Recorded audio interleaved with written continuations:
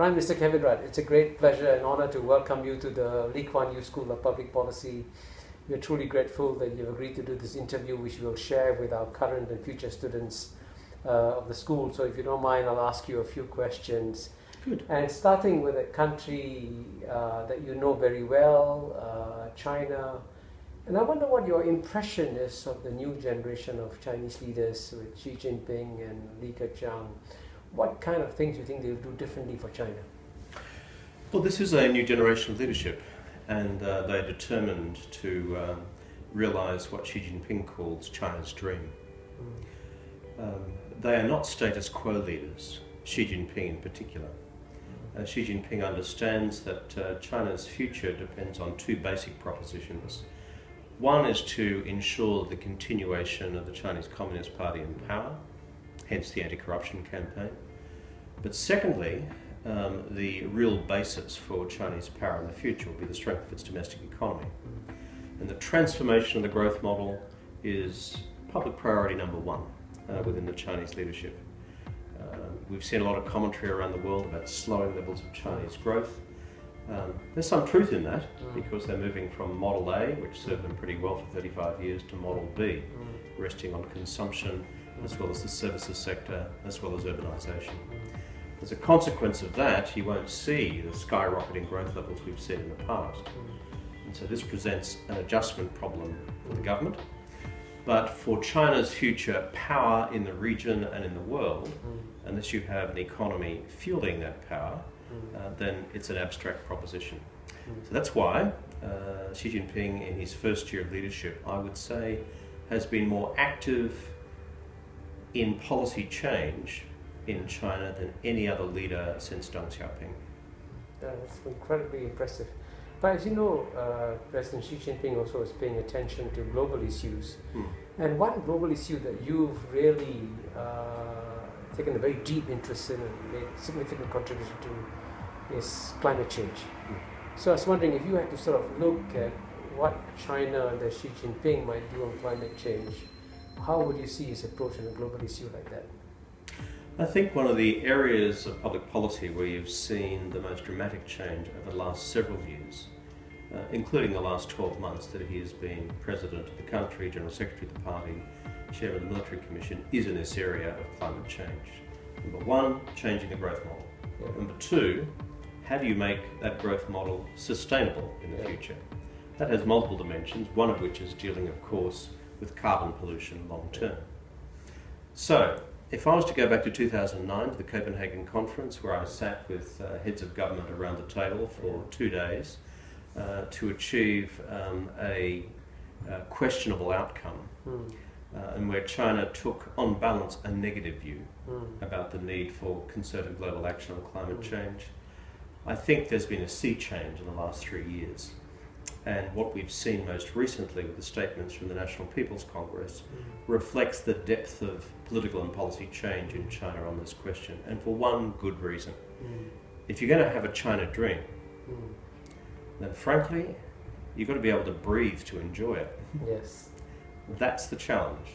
And when Xi Jinping goes out into the streets 2 weeks ago, on one of the worst atmospheric days in Beijing ever, without a face mask, he's saying to the Chinese people, I get it, we've got to change this, it's got to happen quickly, and that of course is a large part of what the climate change agenda is as well.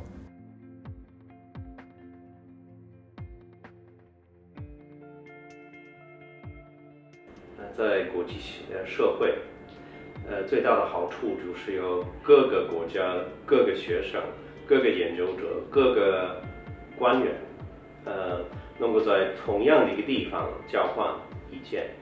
不就是交换意见，除了那个意见，具体的问题之外，认识到对方的思维如何，这方面的经验不能在国内安排，只能在国外安排。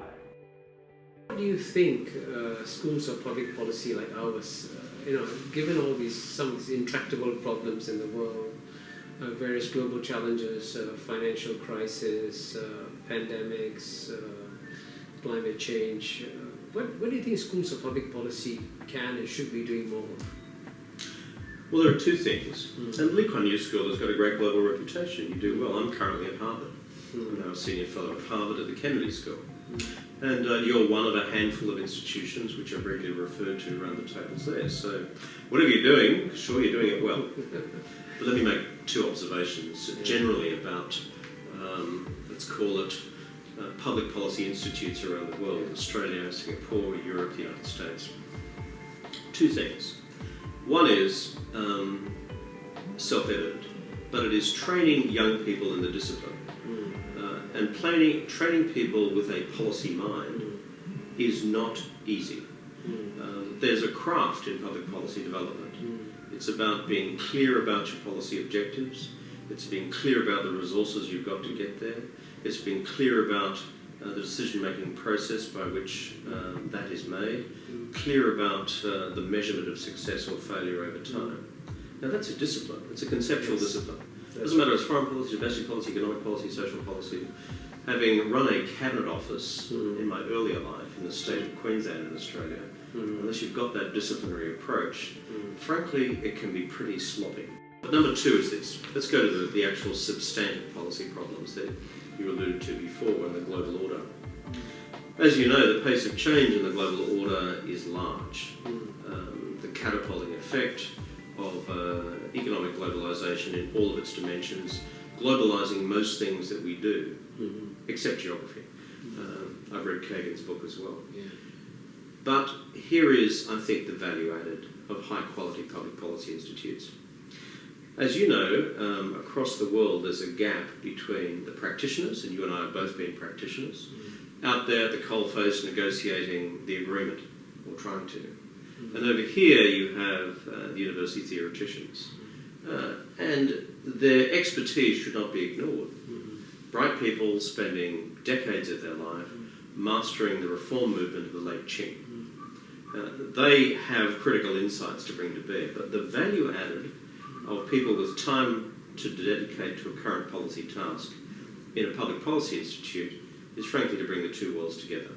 The world of the theoreticians, the world of the practitioners, and applying always, I think, this disciplinary approach. If I was the practitioner today, what would I do to solve this problem? Whereas I find in many universities, you'll get this avalanche of criticism about what the policy people are doing. And you'll have the policy people saying, oh, those theoreticians haven't got a clue. There is, I believe, a sweet spot, a happy meeting ground, which institutes such as yours, and the Harvard Kennedy School, where I am, can fill. And that, I think, is a real value added. Okay, great. I mean, that happy sweet spot is what we are trying to achieve at the LKY School of Public Policy. And if you have one final short piece of advice to any young Australian thinking about studying at the LKY School or another school of public policy, what would you say to them?